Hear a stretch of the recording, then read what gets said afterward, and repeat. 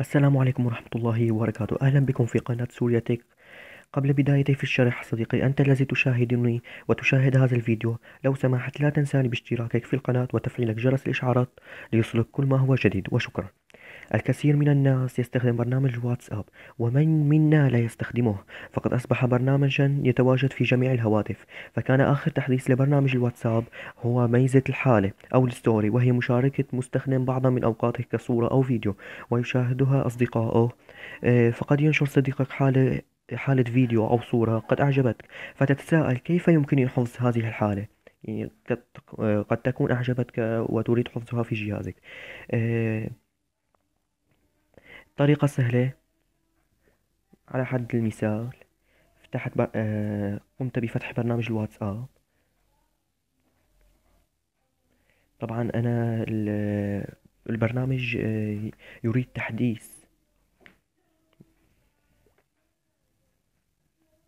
كان ليس لدي. كحد المثال، أعجبتك هذه الحالة أعجبتك هذه الحالة وتريد تنزيلها. طريقة سهلة. طريقة سهلة بواسطة هذا البرنامج.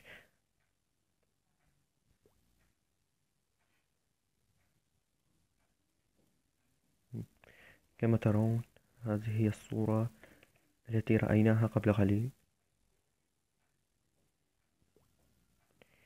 صديقي، بعض المشاهدين أو أغلبية المشاهدين قد يستسأل أو يقلل المروءة بالعامية أن سأقوم بتنزيل تطبيق وليس لدي مساحة وكذا وصديق وكذا وكذا. صديقي، التطبيق مساحته لا تبلغ سوى 3 ميجا بايت فقط، يعني تقريبا، يعني شيء بسيط وهو سهل الاستخدام. ورابط التطبيق راح يكون أسفل الفيديو في صندوق الوصف. طبعا هاي الفيديوهات كمان طبعا اليوم يعني اللي على الواتساب ما ناشرين فيديو، فما راح يعرض. هي الصورة مثل ما قلت لكم، وإذا بدك تنزلها اضغط هنا ثم سيف ايماج سيف تو جاليري، مشان أكد لكم، مشان ما إنه يقولوا لنا تقولوا والله إنه ما أكد على التطبيق. ستوري سيفر. كما تشاهدون، ها هي الصورة التي قمنا بحفظها قبل قليل من حالة الواتساب. هذه كانت كل حلقتنا اليوم.